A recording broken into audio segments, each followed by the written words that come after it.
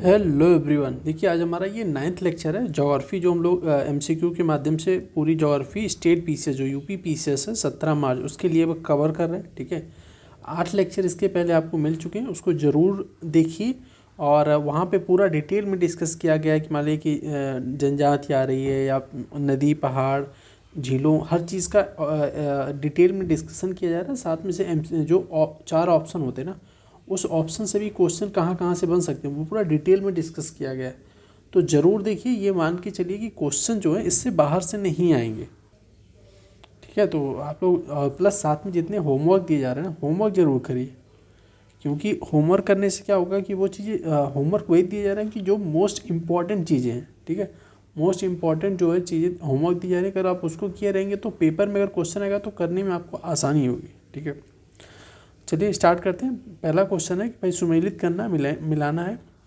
एक तरफ पर्वत और पहाड़ियाँ दे रहे हैं, कहाँ पे लोकेटेड है, किस स्टेट में। ठीक है, अब देखिए बटेश्वर पहाड़ियाँ देखेंगे तो एक्चुअली थोड़ा सा बहुत ही आपको यहाँ पे हल्का सा वो दे रहे हैं कि जो पहाड़ियाँ हैं ना, आपको क्या करना है कि एक दो क्वेश्चन में आती हैं। लास्ट लेक्चर जिसने देखा होगा, आई थिंक लास्ट या सेकेंड लास्ट, उसमें हम लोगों ने एक हरियाणा की चर्चा की थी। ठीक है, हरियाणा की प्लस बिहार की, जैसे जो कैमूर वगैरह बिहार बीपीएससी तैयारी कर उनको पता होगा कैमूर वगैरह जो पहाड़ियाँ हैं, तो क्या करनी है हरियाणा के बाद बिहार। ठीक है, तो हरियाणा बिहार यूपी में अगर कोई रेंज लगती है या बाउंड्री बनाती, तो ये 3-4 आपको ज़रूर याद होनी चाहिए। क्यों? क्योंकि वो फंसाने के लिए आपको एक क्वेश्चन जो है एक ऑप्शन ऐसे डाल देते हैं और ये मान के चलिए कि उससे जो है आपका आंसर आने का मतलब बहुत ज़्यादा पॉसिबिलिटी होती है। अगर आपको वो पता है तो आप सीधे आंसर उसका निकाल लेंगे। ठीक है, चलिए इस क्वेश्चन को देखते हैं। पहला कह रहे हैं बटेश्वर पहाड़ियाँ। देखिए बटेश्वर पहाड़ियाँ कहाँ पे अवस्थित हैं? बटेश्वर पहाड़ियाँ अवस्थित हैं बिहार में। तो ए का 3 हो गया। तो ए का 3 मतलब ये ऑप्शन और ये ऑप्शन तो कट गया। ठीक है, तो अब एक पता चल गया, ए का 3 यहाँ पे है, ए का 3 यहाँ पे और डी वाले का 1 है दोनों में। ठीक है, तो भाई दोषी का हरियाणा। दो चीज़ आपको क्लियर हो गई। ठीक है, अब देखिए जो चिन श्रृंखला है ना, चिन श्रृंखला देखेंगे तो कहाँ पे है? चिन आती है मणिपुर। ठीक है, मणिपुर में। तो सी का 2, तो सी का 2 मतलब इसका डी आंसर हो गया। लेकिन अब जो चिन श्रृंखला है ना, वो देखेंगे मणिपुर में तो है ही, लेकिन इसका विस्तार पूरा देखेंगे तो मणिपुर से होता हुआ ये पूरी म्यांमार, अगर आप इसकी मणिपुर की और नॉर्थ ईस्ट की इंडिया की पूरी जोग्राफिकल लोकेशन देखेंगे तो ये पूरा म्यांमार और बांग्लादेश ये पूरी एरिया घिरी हुई है। ठीक है, तो जो चिन पहाड़ियाँ इसका विस्तार म्यांमार से होते हुए कहाँ पे चला गया है? ये सीधे चला गया है मणिपुर से होता हुआ म्यांमार तक चला गया। तो ठीक है, चिन मणिपुर और फिर बिलारी श्रृंखला एक बचा, तो बिलारी कर्नाटक में, ये भी इम्पॉर्टेंट है। ठीक है, चलिए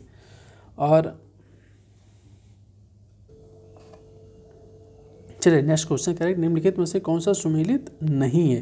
ठीक है, देखिए इस पोर्शन से ना क्वेश्चन कई बार आए, जैसे कि देखिए बाल्को, मालको, हिंडाल्को, ठीक है, इंडेल, तो यहाँ से क्वेश्चन कई बार आए हैं। तो थोड़ा सा अगर एक बार आप लोग याद कर लेंगे तो इससे रिलेटेड कई बार बस ये पूछ लेते हैं कि एक पूछ लेते हैं कि भाई भारतीय एल्युमिनियम कंपनी लिमिटेड या बाल्को पूछ लेते हैं कि कहाँ पे लोकेटेड है। ठीक है, ऐसे ऑप्शन दे देंगे चेन्नई, हीराकुंड, कोरबा, ऐसे करके, और किससे रिलेटेड है, तो ये सब चीज़ें पूछ ली जाती हैं। तो थोड़ा सा अगर एक बार याद हो जाएगा तो इससे रिलेटेड जितने भी 3-4 टाइप के क्वेश्चन बनते हैं सब कवर हो जाएगा। ठीक है, तो देखिए बाल्को है भारतीय एल्युमिनियम कंपनी लिमिटेड, देखेंगे तो कहाँ पे है? ये कोरबा में है। ये तो सही है, पूछना एक सुमेलित नहीं ना, गलत वाला बताना है। अब देखिए इंडियन एल्युमिनियम कंपनी लिमिटेड, ये भी हीराकुंड, कहाँ पे हीराकुंड है? उड़ीसा। ठीक है, तो ये भी सही है। अब कह रहे हैं क्या है? मद्रास एल्युमिनियम कंपनी लिमिटेड, ये कहाँ पे है? ये कह रहे हैं कि चेन्नई में। ठीक है, तो ध्यान रखिए चेन्नई में नहीं है, ये है एक है मेट्टेर करके पड़ती जगह। ठीक है, मेट्टेर करके पड़ती है, स्पेशली कभी कभी इसको सलेम भी इसमें दे देते हैं ऑप्शन में। ये कहाँ पे? तमिलनाडु में। ठीक है, तो इसका आंसर हो जाएगा सी, ये सी और ये डी है। ठीक है, तो इसका सी होगा क्योंकि सी ही नहीं सुमेलित है। तो एक मिल गया। अब अगर आपको कंफर्म मिल गया तो फिर चौथा पढ़ने की जरूरत नहीं है, टाइम बचेगा। ठीक है, लेकिन देख लेते हैं Hindustan aluminium corporation limited Hindalco कहाँ पे, ये रेणुकूट कहाँ पे है, ये अपने यूपी में है, ठीक है। तो ध्यान रखिएगा निम्नलिखित। अब देखिए अगर आपको एक हम लोगों ने क्वेश्चन डिस्कस किया, आई थिंक लास्ट या सेकेंड लास्ट, तो हम लोगों ने उसमें लोकटक लेक के बारे में डिस्कस किया था, ठीक है। इसको लोकतक या लोकटक भी बोलते हैं, तो ध्यान रखिएगा दोनों एक ही लेक है, ठीक है। अब इसमें क्या है, ये कहाँ पे लोकेटेड है, ये जो है मणिपुर में है, ठीक है। तो हम लोगों ने एक होमवर्क दिया था या डिस्कस किया था कि भाई मणिपुर में इस पर कौन सा राष्ट्रीय पार्क स्थित है, वो किस लिए फेमस है, ठीक है। और उसमें एक विशेष कौन सा जानवर पाया जाता है, ठीक है। और उसमें एक फ्लोटिंग क्या होता है, ग्रास लैंड टाइप के हैं, वो तैरते रहते हैं, तो उसमें डिस्कस किया था। अब देखिए बस सेम क्वेश्चन हल्का सा चेंज चेंज करके कैसे बना हुआ, कह रहा है कि अब इसका एक तो आपको होमवर्क दिया गया था, तो एक पता चल गया कि राष्ट्रीय पार्क कौन सा नाम है, केबुल लामजाओ राष्ट्रीय उद्यान निम्नलिखित में से किस झील पर अवस्थित है, ठीक है। तो इसके सीधे आपको मिल गया लोकटक लेक, ठीक है। तो इसमें जो हम लोगों ने एक जानवर यहाँ पे पाया जाता है जो वहाँ का काफ़ी फेमस है, तो उसको आप कमेंट बॉक्स में बताइएगा। और जो ग्रासलैंड है ना, मतलब लोकटक लेक में एक कहते हैं कि चलता फिरता आइलैंड टाइप का है, जो ग्रासलैंड तैरते रहते हैं, तो उसको बोलते क्या हैं, ठीक है। आप इसको बताइएगा, नेक्स्ट लेक्चर में हम लोग इसको भी डिस्कस कर लेंगे। अब देखिए एक तरफ पूछ रहे हैं कि भाई अधिकतम जो गहरा स्थान है कौन सा और महासागर कहाँ पे। तो अगर आपको पता हिंद महासागर का तो पता होगा कि सुंडालैंड में, ठीक है, सुंडागर तो बोलते हैं। तो सी का एक है, तो सी का एक मतलब कि नीचे वाला दो हमारा कट गया। अब दो मसे में डिफाइन करना, अगर आपको एक ही पता है तब भी आपका, अब तुक्का भी मारेंगे तो 50% चांस हो जाएगा सही होने का, ठीक है। लेकिन ये है कि अब मेरियाना गर्त, ठीक है, बहुत ही नाम से हाईएस्ट डिप पॉइंट है इन सी, तो मेरियाना गर्त कहाँ पे, प्रशांत महासागर पे, ठीक है। अब हालांकि देखिए इसमें दोनों में 3-3 है, तो ये पहले ही पता चल गया था हम लोग को। अब देखिए आर्कटिक में मेलॉयड जो गर्त है ना, ये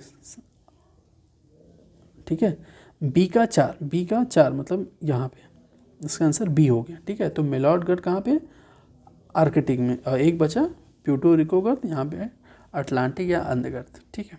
चलिए नेक्स्ट क्वेश्चन देख लेते हैं। कह रहे हैं आगरा और दार्जिलिंग, ठीक है, आगरा और दार्जिलिंग एक ही अक्षांश पर स्थित हैं, किंतु जनवरी में आगरा का तापमान कितना 16 डिग्री सेल्सियस रहता है और दार्जिलिंग का 4 डिग्री सेल्सियस होता है, ठीक है। एक जनरल सा स्टेटमेंट है, इससे आपको भी कुछ पता नहीं चला। कह रहा है कि बस इतना पता चला कि भाई दार्जिलिंग का तापमान सेम दो जगह पे नाम दिया, कह रहा है एक जगह तापमान ज़्यादा होता है, एक जगह तापमान कम होता है, ठीक है। कह रहा है ऊंचाई के साथ तापमान घटता है, ठीक है, ऊंचाई के साथ तापमान घटता है, ये सही बात है, यहाँ तक तो हम लोग पढ़ा ज्योग्राफी में। तथा वायु के कारण मैदानी प्रदेशों की तुलना में पर्वतीय प्रदेश अधिक ठंडे होते हैं, ठीक है। वायु के कारण मैदानी जो प्रदेशों की तुलना में पर्वतीय प्रदेश अधिक ठंडे होते हैं, ठीक है। पहला स्टेटमेंट दो लोकेशन पे कह रहा है कि भाई एक जगह ठंडा एक गर्म होता है। कह रहा है वायु के तापमान के ऊंचाई के साथ तापमान घटता है, ठीक है। जनरल से स्टेटमेंट ऊंचाई के साथ तापमान घटता है, हम लोगों ने देखा है। वायु के कारण मैदानी प्रदेशों की तुलना में पर्वतीय जो यहाँ पे प्रत्येक नहीं, पर्वतीय क्षेत्र यहाँ पे होगा, ठीक है, पर्वतीय क्षेत्र अधिक ठंडे होते हैं। तो जाहिर सी बात है, देखिए यहाँ पे सही व्याख्या, क्योंकि देखिए दार्जिलिंग क्या है, दार्जिलिंग हिल स्टेशन है, ठीक है, ऊंचाई पे अवस्थित है। और अपना आगरा कहाँ पे, यूपी में प्लेन एरिया पे, तो ऊंचाई पे यहाँ पे दोनों में किस लिए एक पे तापमान इतना डिफरेंस, क्योंकि ये ऊंचाई पे अवस्थित है और ये प्लेन एरिया में, ठीक है। तो सेम कारण है कि भाई मैदानी कंपैरिजन में पहाड़ी क्षेत्र ऊंचाई पे ज़्यादा ठंडे होते हैं, सेम अगर अक्षांश देशांतर पे है, ठीक है। हालांकि ये स्टेटमेंट बहुत ईजी है, आपको तुरंत समझ में आ गया होगा। तो इसका आंसर क्या होगा, इसका आंसर हो जाएगा बी, ठीक है। ध्यान रखिएगा कभी कभी ये ऊपर नीचे हम लोग को आदत रहती है कि भाई ए पहला ही स्टेटमेंट पे ये रहता है कि भाई ए बी दोनों सही व्याख्या कर रहे हैं, बी है कि नहीं व्याख्या कर रहे हैं, तो इसमें थोड़ा चेंज है, तो इसका आंसर हो जाएगा बी, ठीक है। चलिए नीचे कह रहे हैं कि भाई आरक्षित क्षेत्र है, मतलब बायोस्फीयर रिजर्व है और किस राज्य में स्थित है, ठीक है। तो एक एक करके देख लेते हैं। देखिए मानस हम लोगों ने डिस्कस किया था असम में, ए का 3, ठीक है। तो यहाँ पे एक तो आंसर हमें पहले से ही मिल जाना चाहिए, लेकिन थोड़ा सा कन्फ्यूज़न इसमें है। ठीक है, सुंदरवन डेल्टा एरिया आपने सुना पश्चिम बंगाल, तो क्या बी का 4, ए का 3, बी का 4। ठीक है, अभी तो सही जा रहा है बी। सी नंदा देवी जो है बेसिकली क्या है कि उत्तराखंड में है। ठीक है, तो इन्होंने उत्तर प्रदेश दिया, यहाँ पे यूके रहेगा। ठीक है, तो फिर सी का 2। पंचमगढ़ी हम लोगों ने एमपी में डिस्कस किया, तो इसका ए। ठीक है, तो इसका आंसर अब बी हो जाएगा। इजी है, कई बार पूछा गया। म्यांमार का पेंगू योमा क्षेत्र किस खनिज के उत्पादन के लिए प्रसिद्ध है या प्रमुख है? तो जो म्यांमार का पेंगू योमा जो क्षेत्र है, ये खनिज तेल, ठीक है, यहाँ पे ध्यान रखिएगा, खनिज तेल के उत्पादन के लिए प्रसिद्ध है। ठीक है, और म्यांमार में आपने अभी पिछले लेक्चर में हम लोगों ने कौन सी नदी का डिस्कस किया था, जहाँ पे इरावदी डॉल्फिन पाई जाती है, जो हम लोगों ने डिस्कस किया था, एक नदी रिवर के बारे में। ठीक है, तो उसको भी बताइएगा, क्योंकि जो ये क्षेत्र है ना, पेंगू योमा जो क्षेत्र है, वो देखेंगे तो जो म्यांमार की इरावदी और एक नदी का नाम है सिताउंग नदी, इन्हीं दोनों के बीच में ये जो है पेंगू योमा क्षेत्र, इन्हीं दोनों के बीच में अवस्थित है। ठीक है, तो ध्यान रखिएगा इसको। चलिए नेक्स्ट क्वेश्चन कह रहे हैं कि भाई एक तरफ वाटरफॉल है, एक तरफ इसकी लोकेशन पूछ रहे हैं। इसमें कह रहे हैं कि भाई आपको मिलाना है इसमें भी। दूध सागर कई बार पूछा गया है, गोवा का फेमस है। ठीक है, तो ए का 4, तो सीधे यहाँ पे क्या करना है, तुरंत 2 कट मार दिए, 2 में से आपको आंसर निकालना। अगर इसमें पहले देखना है कि हमें कौन सा पता है। ठीक है, तो उसमें एक मिल गया, तो दूसरा देखना हमें कौन सा थोड़ा सा पता है, पहले उसको देखना। अब जैसे बरकाना है, बरकाना देखेंगे तो कहाँ पे ये पड़ता है, बरकाना है कर्नाटक, तो बी का 1, तो बी का 1 सीधे आंसर मिल गया हमारा बी। ठीक है, अब देख लेते हैं सी का 2, और मतलब कि खंडाधारा का है उड़ीसा, और पलानी कहाँ पे, हिमाचल। अब जैसे हो सकता है कि किसी को पलानी पता हो, ठीक है, ऊपर नहीं आता, तो उसको सीधे एक पता है, उसके बाद पलानी पता है ना, डी का 3। ठीक है, अगर किसी को डी का 3 ये पता है भाई पलानी कहाँ पे, पलानी हिमाचल प्रदेश में, अगर ऐसा हो तो सीधे आपको डी का 3 ऐसे देखना है, डी का 3 आंसर एक ही बार में आपको आंसर मिल जाएगा। तो ऐसे एक ट्रिक थोड़ी सी करनी है।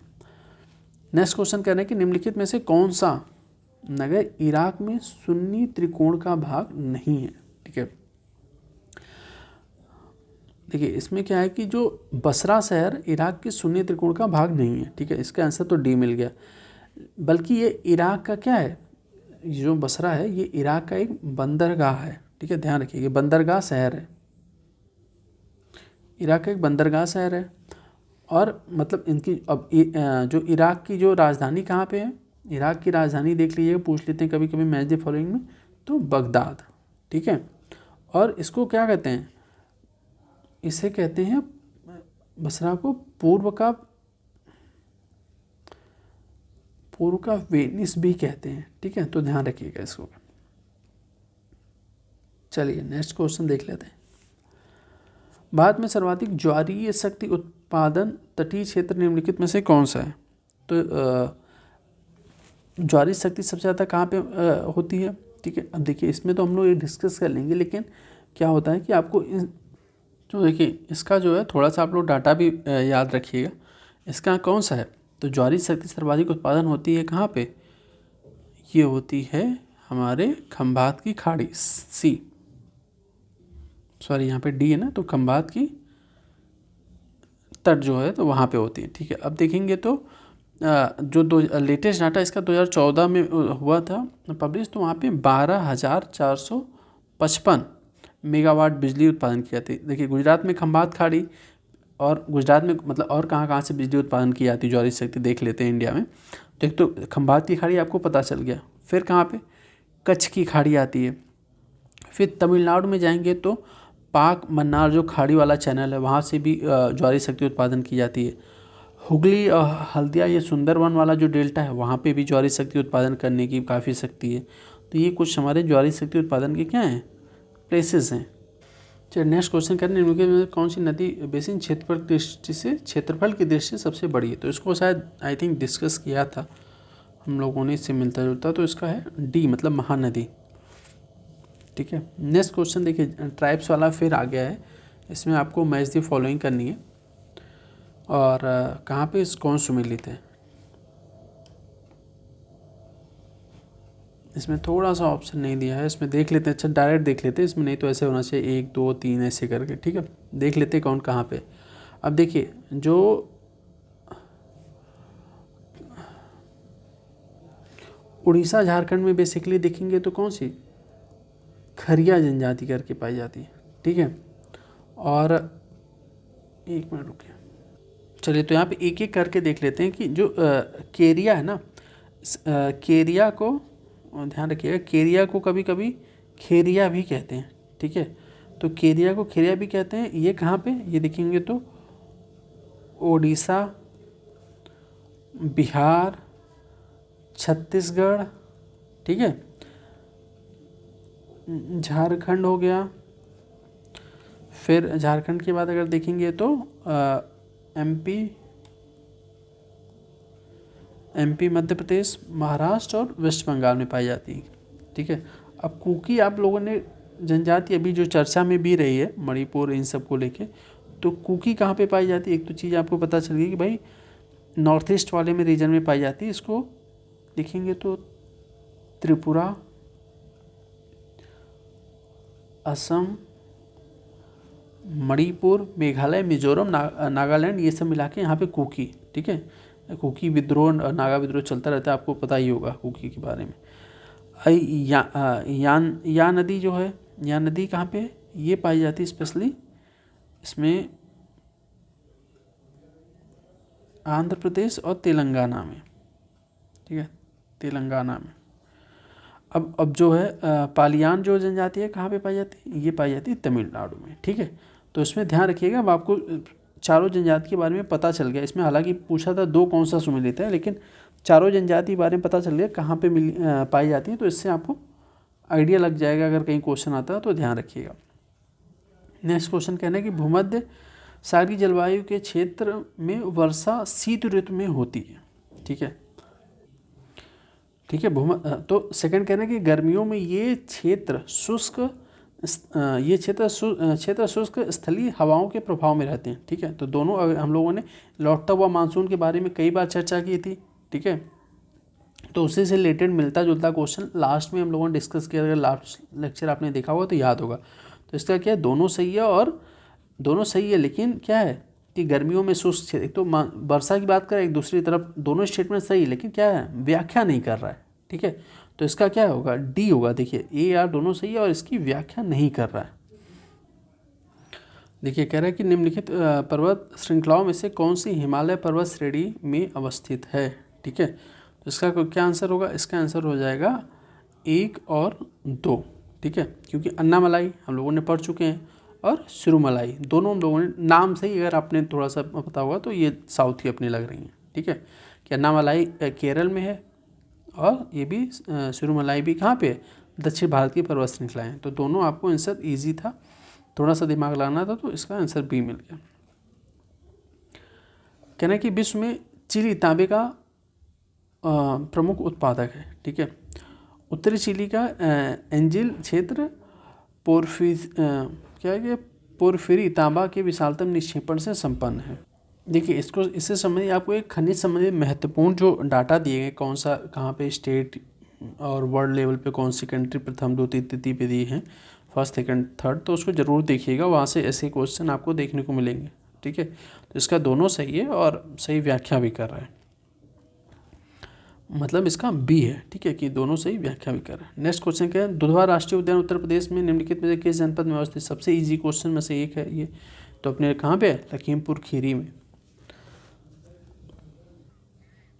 चलिए कह रहे हैं कि भाई काराकुम मरुस्थल है, कहाँ पे लोकेटेड, कहाँ पे अवस्थित है। ठीक है, तो इसका आंसर आपका देखिए सी भी हो सकता है और बी भी हो सकता है। क्यों, क्योंकि देखेंगे इसका जो 70% एरिया है ना इस रेगिस्तान का, वो कहाँ पे, तुर्कमेनिस्तान में है, और इसका जो इसका काफ़ी कुछ विस्तार है ना थोड़ा, तो इसका कजाकिस्तान में भी विस्तार हुआ है काफ़ी एरिया में, जो नवीन विस्तार है इसका, और देखेंगे तो इसको क्या, जैसे कि काराकुम का जो शाब्दिक अर्थ क्या होती है, काराकुम मतलब होती ही है क्या, काली रेत। ठीक है, तो ध्यान रखिएगा, इसका सी और बी दोनों सही हो सकता है। अब इसका देखिए, इसका आंसर आप लोग को बताना होगा। बहुत ही बेसिक क्वेश्चन है, लेकिन इसमें इतना बेसिक है कि हम लोग ध्यान नहीं देते हैं।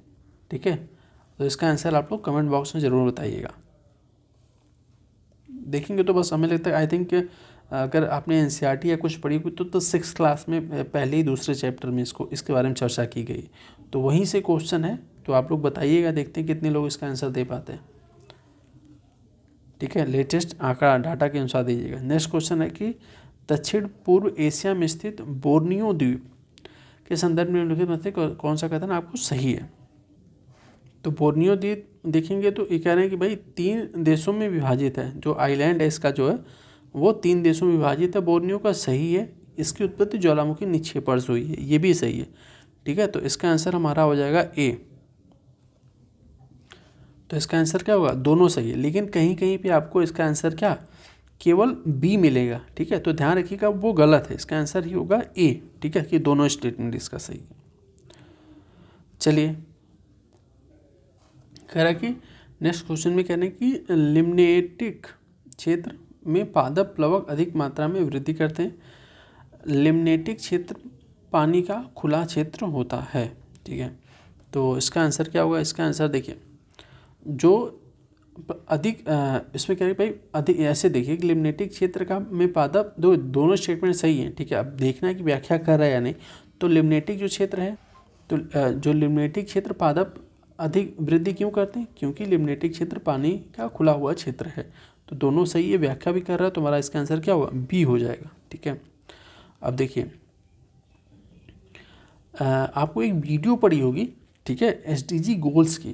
ठीक है, बहुत ही मतलब मान के चलिए आपको पीटी और मेंस दोनों में जो है एसडीजी गोल्स के बारे में क्वेश्चन आपको आएगा ही आएगा। ठीक है, अब आपको क्या करनी है, आपको एक ट्रिक के माध्यम से, ठीक है, मतलब आप देखेंगे उसमें एक ट्रिक के थ्रू कैसे याद करना है, पूरी बहुत ही बेहतरीन तरीके से मैम ने पढ़ाया वीडियो में। तो एसडीजी गोल्स अगर सर्च करेंगे तो आपको मिल जाएगा, नहीं करेंगे तो एक बार कमेंट बॉक्स में करिएगा, तो ग्रुप में हम फिर से उसको रीसेंड कर देंगे। ठीक है, तो वहाँ से देख के इसका जो है आंसर आप लोग दीजिएगा, क्योंकि एसडीजी गोल से रिलेटेड आपको पीटी मेंस दोनों में जो है क्वेश्चन देखने को मिलेगा।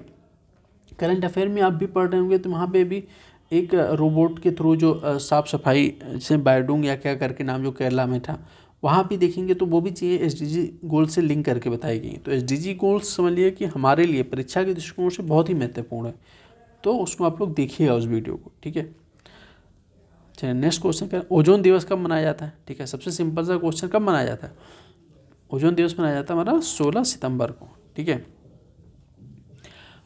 देखिए रूर कोयला क्षेत्र कहाँ पे, रूर कोयला क्षेत्र कहाँ पे अवस्थित है, देखेंगे तो इसको जो है सेम क्वेश्चन आया कई बार, मैच द फॉलोइंग इन सब में आया, तो ये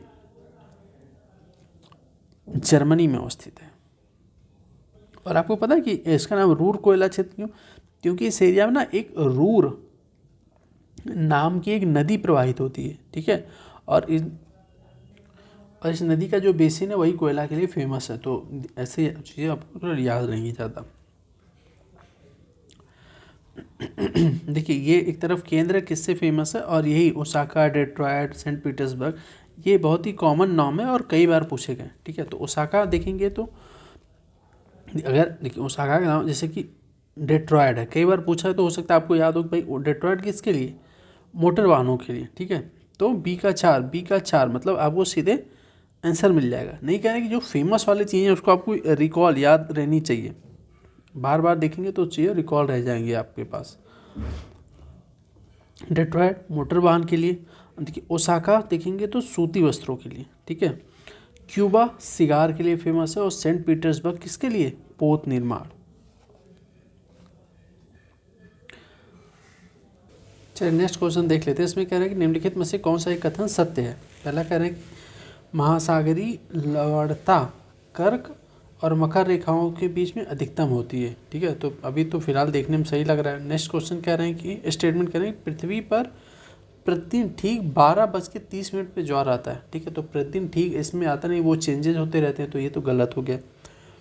अब देखेंगे ये कह रहे हैं कि बेगुला जो है प्रशांत महासागर एक ठंडी धारा है, ठीक है। तो बेगुला किसकी है, तो भाई बेगुला जो देखेंगे तो अटलांटिक महासागर की है, ठीक है। और यदि सूर्य, पृथ्वी और चंद्रमा एक सीध में होते हैं तो लघु ज्वार स्थिति उत्पन्न होती है, ठीक है। तो आपको क्या लग रहा है, अगर एक सीध में जब होते हैं, आपने देखा होगा, तो क्या होता है, लघु की जगह पे यहाँ पे दीर्घ ज्वार होता है, ठीक है। तो पता चल गया भाई, लास्ट की जो तीनों स्टेटमेंट वो तो गलत है, बहुत ही सिंपल। अगर थोड़ा सा ध्यान है तो इसका आंसर क्या हो जाएगा, सत्य पूछ रहे हैं तो पहला हो जाएगा। अल नीनो के संदर्भ में निम्नलिखित घटनाओं में से आपको कौन सा सही है बतानी है। अल नीनो में पूर्वी प्रशांत क्षेत्र में पेरू तट पर गर्म जल धाराओं का प्रकट होना है, मतलब शामिल होता है, ठीक है। अल नीनो में पूर्वी प्रशांत क्षेत्र के पेरू तट पर गर्म धाराओं का प्रकट होना सम्मिलित है। यह गर्म धारा पेरू तट पर पानी के तापमान को 10 डिग्री सेल्सियस तक बढ़ा देती है, ठीक है। तो एल नीनो देखेंगे तो भाई पेरू के पश्चिम तट से 120 लगभग 180 किलोमीटर के आसपास दूरी पे उत्तर और मतलब पश्चिम, ये तो सही है, यहाँ पे लिखा है कहीं पे भी है कि नहीं, अच्छा हम बता देते हैं। चलिए देख लेते हैं कि एल नीनो जो पेरू तट से देखेंगे तो पश्चिम में जो पेरू का तट है, ठीक है, वहाँ से पश्चिम में 180 किलोमीटर दूरी पर देखेंगे तो उत्तर और पश्चिम, ठीक है, उत्तर और पश्चिम दिशा में चलने वाली एक क्या है, गर्म जलधारा है, ठीक है। कई बार जो है क्वेश्चन में ये पूछ लेते हैं कि भाई ठंडी जलधारा की गर्म जलधारा है, ठीक है। तो जो एल नीनो ये गर्म जलधारा है जो प्रशांत महासागर में से होकर हिंद महासागर में क्या प्रविष्ट करती। और देखेंगे अगर एल नीनो जब पड़ता है तो हमारे यहाँ क्या होता है, जो भारतीय मानसून बोलते हैं, ग्रीष्मकालीन मानसून, किससे, दक्षिण पश्चिमी मानसून जो आता है हमारे यहाँ, ठीक है, उसको क्या कर देती है, कमज़ोर कर देती है। तब जगह जिस आप नहीं एल नीनो ईयर जब कहते हैं तो उस टाइम हमारे यहाँ वर्षा की मात्रा क्या होती है, कम हो जाती है, कमज़ोर हो जाता है, तो ये इफेक्ट है। अब देखिए माउंट न्यूमैन हम लोगों ने शायद चर्चा किया था लाओस के लिए। अब दूसरी तरफ देखिए पर्वत है, मैच दी फॉलोइंग करना है। तो इसमें देखिए नहीं कहना है, फेमस वाले आपको जरूर स्टेट में मिलेंगे। किलिमंजारो है, किलिमंजारो कहाँ पे, तो तंजानिया में, एका 3, तो एका 3 मतलब यहाँ पे तो ये कट गया और ये कट गया, ठीक है। अब देखिए टूबकल जो है ना ये मोरक्को में है, बी का 1 किस में है, देखिए ये भी कट गया क्योंकि बी का 1 तो इसी में है बस। तो इसका आंसर हमारा क्या हो गया, ए मिल गया, सी का 4 और डी का 2। चलिए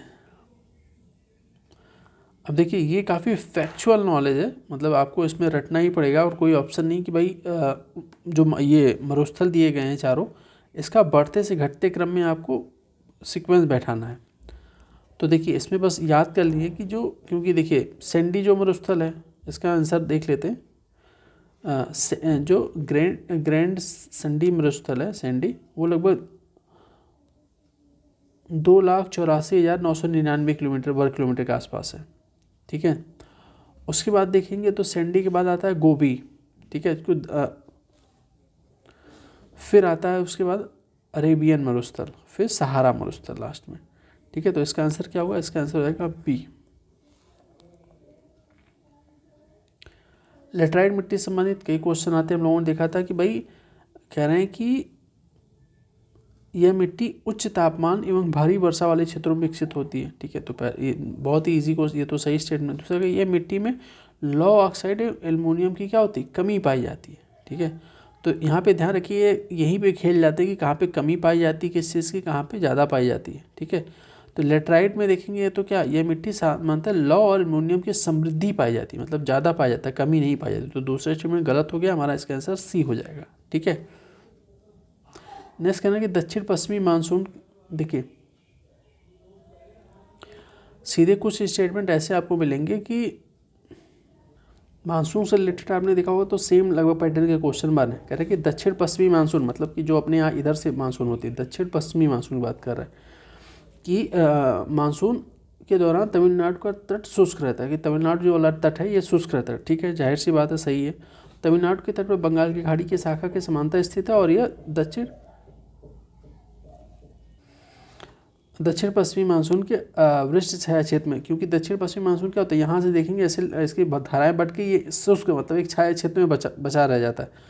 तो जाहिर सी बात है, हम लोगों ने यहाँ पे देखा था, अभी कुछ पिछले स्टेटमेंट क्वेश्चन याद होंगे, तो यहाँ पे तमिलनाडु में बेसिकली देखेंगे तो ठंडियों में वर्षा होती है, लौटते हुए मानसून से इस एरिया में ज़्यादा वर्षा होती है। ठीक है, तो ध्यान रखिएगा, यहाँ पे पहला तो स्टेटमेंट में ये दक्षिण पश्चिमी मानसून की मतलब यहाँ से जो निकल रहा है इसकी बात हो रही, तो ये ड्राई क्षेत्र रह जाता है, और यहाँ पे अरब सागर के वृष्ट छाया क्षेत्र में स्थित होता है। तो इसका स्टेटमेंट कौन सा सही हो जाएगा, इसका स्टेटमेंट हमारा हो जाएगा डी।